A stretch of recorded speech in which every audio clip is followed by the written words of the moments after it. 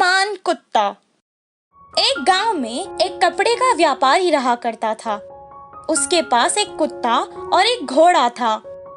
जब भी वो शहर कपड़े खरीदने जाता, उस घोड़े पर ही रखकर कपड़े वापस लाता, और जब भी कपड़े बेचने जाता तो भी घोड़े पर ही रखकर ले जाता। और वो कुत्ते को अपने घर के रखवाली के लिए रखा था। घर के पास उस कुत्ते को वो छोड़ जाता था। घोड़ा बहुत ईमानदार था और बहुत मेहनत करता था, पर दोनों को ही वो एक समान देखता था। लेकिन वो कुत्ता बहुत बेईमान था। किसी भी तरह से उस घर से वो भाग जाना चाहता था और एक आजाद जिंदगी जीना चाहता था। घोड़ा हमेशा उसे समझाता था कि ये बात सही नहीं है, पर वो नहीं मानता था।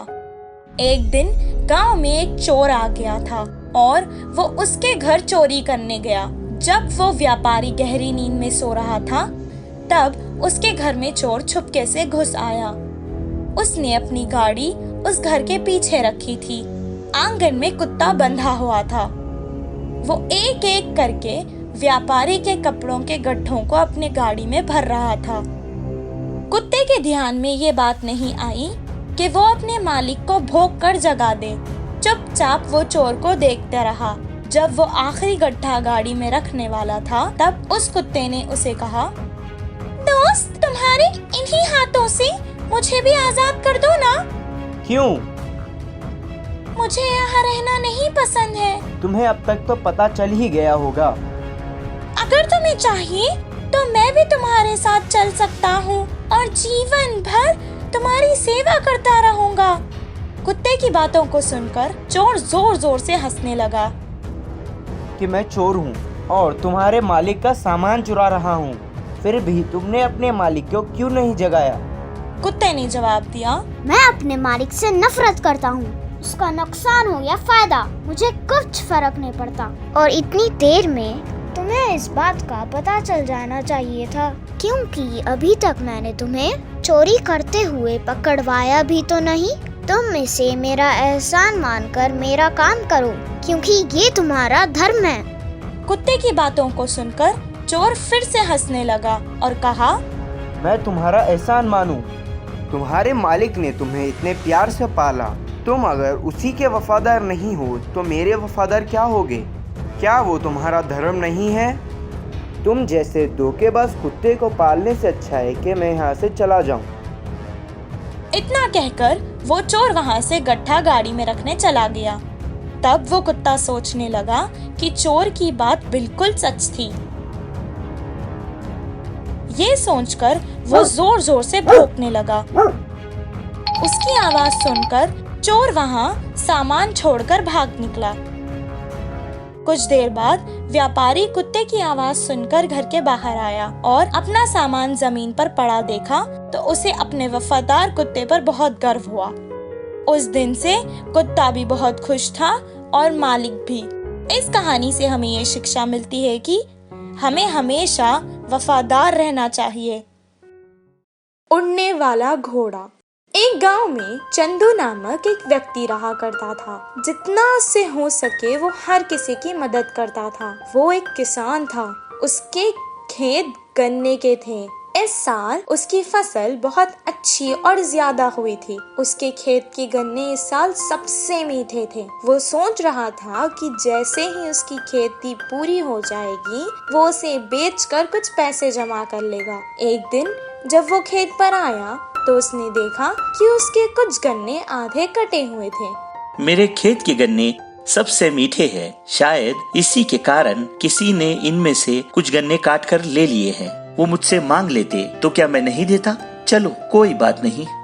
दूसरे दिन जब वो आया तो और ज्यादा गन्ने कटे हुए थे। उसने कहा, अरे आज भी कोई गन्ने काट कर ले गया है। मेरे खेत से रोज गन्ने क्यों चोरी हो रहे हैं?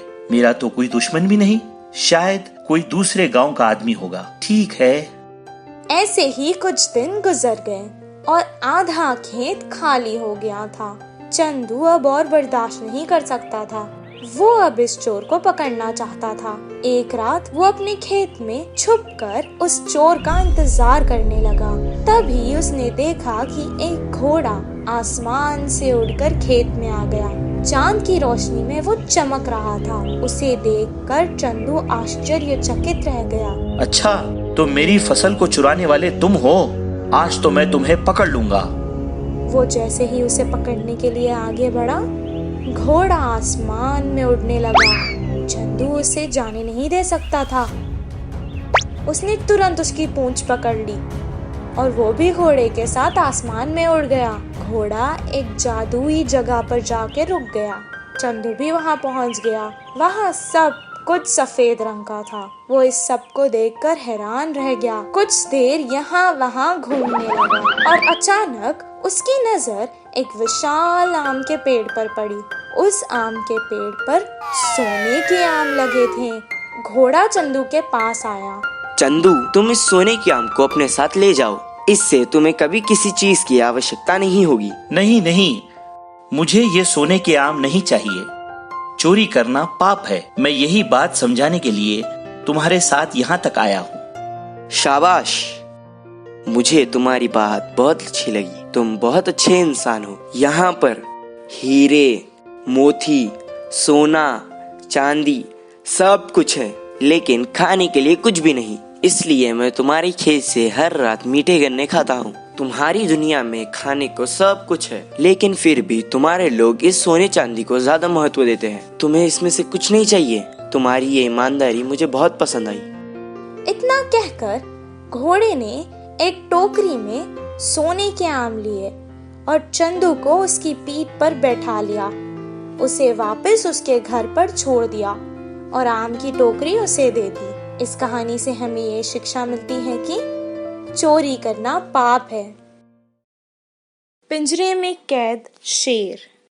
एक दिन जंगल के पास वाले तालाब में पानी नहाकर एक पंडित वापस घर जा रहा था। रास्ते में उसने देखा कि पिंजरे में एक शेर कैद था। वो कहने लगा, पंडित जी, आप बहुत बड़े महान पंडित दिखाई देते हो। मेरा गला प्यास से सूख रहा है। कृपया कर इस पिंजरे का दरवाजा खोल दोगे ताकि मैं तालाब पर जाकर पानी पीकर वापस आ जाऊंगा।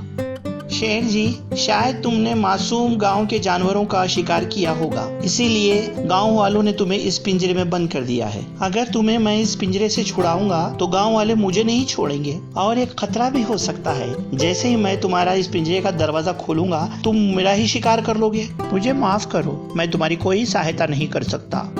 नहीं, मैंने किसी मासूम जानवर का शिकार नहीं किया है। मैं कसम खाता हूँ, मेरी बात पर यकीन करो। पंडित जी, अगर आप मेरी मदद करोगे, मेरी जान बचाओगे, तो भला मैं क्यों आपकी जान लूंगा। अगर तुम दरवाजा खोल दोगे तो मैं कसम खाकर कहता हूँ तालाब पर जाऊंगा, पानी पीकर वापस आ जाऊंगा और फिर इस पिंजरे में बैठ जाऊंगा। शेर की बातें सुनकर उसे दया आने लगी। ये शेर तो कसम कह रहा है कि तालाब पर जाकर वापस आकर ये पिंजरे में बैठ जाएगा। चलो, इसकी बात मान लेता हूँ, दरवाजा खोल देता हूँ। इतना कहकर वो पिंजरे का दरवाजा खोलने लगा। जैसे ही दरवाजा खुल गया, शेर खुशी से दहाड़ता हुआ बाहर आ गया। आते ही उसने पंडित पर हमला किया। शेर कहने लगा, तू बहुत बड़ा मूर्ख है। प्यास ही नहीं, मुझे भूख भी लग रही थी। अब मैं तुझे मारकर खा जाऊंगा। तब पंडित को अपनी गलती का एहसास हुआ और वो पछताने लगा। पंडित गुस्से से शेर को कहने लगा, छी, तू जंगल का राजा है, अपने किए हुए वादे पर ही नहीं टिका। तुम इंसान लोग, हम जानवर और पेड़ों का कितना नुकसान कर रहे हो। ये एक मेरा अभिप्राय नहीं है, सारे जंगल के जानवर और पेड़ों का अभिप्राय है। तुम अगर चाहे तो जाकर पेड़ों से और जंगल के जानवरों से जाकर पूछो। अगर उनमें से एक भी कह दे कि तुम सही हो तो मैं तुम्हें जीवित छोड़ दूंगा। शेर ने अपने पंजे पंडित से हटा लिए। वो तुरंत एक पेड़ के पास गया और कहने लगा, तुम इंसान लोग सच में निर्दय हो। पहले मेरे फल खाते हो, फिर मेरे पत्ते तोड़ लेते हो, फिर मेरी टहनियाँ और मेरी लकड़ी काट कर लेकर जाकर जलाने में इस्तेमाल कर लेते हो। इंसान को कुछ भी करने पर पाप नहीं लगेगा। आम के पेड़ ने जवाब दिया।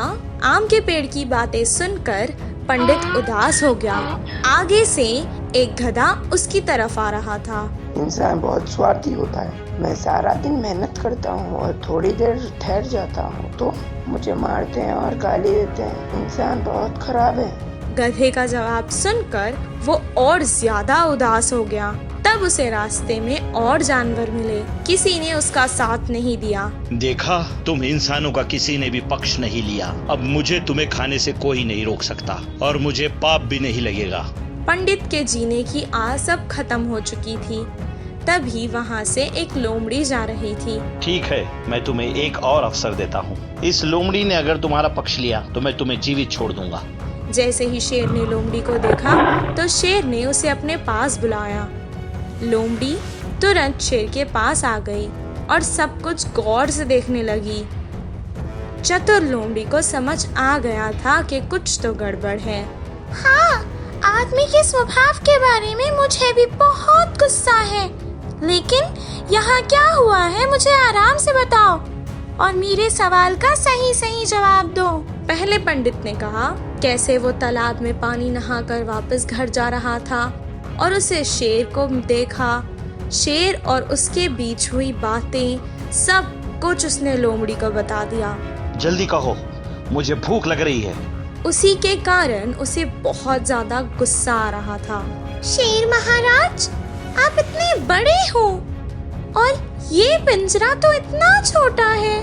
आप इस पिंजरे में गए कैसे थे? मुझे तो इस बात पर विश्वास ही नहीं हो रहा। तुम्हारे जितना मूर्ख जानवर मैंने आज तक नहीं देखा। ठहरो, अभी दिखाता हूँ तुम्हें। मैं वापस पिंजरे के अंदर जा रहा हूँ। इतना कहकर वो पिंजरे के अंदर चला गया। जैसे ही वो पिंजरे में गया, पिंजरे का दरवाजा बंद हो गया। ये देखकर लोमड़ी को बहुत हंसी आई। पंडित जी, अब आप निश्चित होकर घर वापस चले जाइए। पंडित ने उसे धन्यवाद कहा।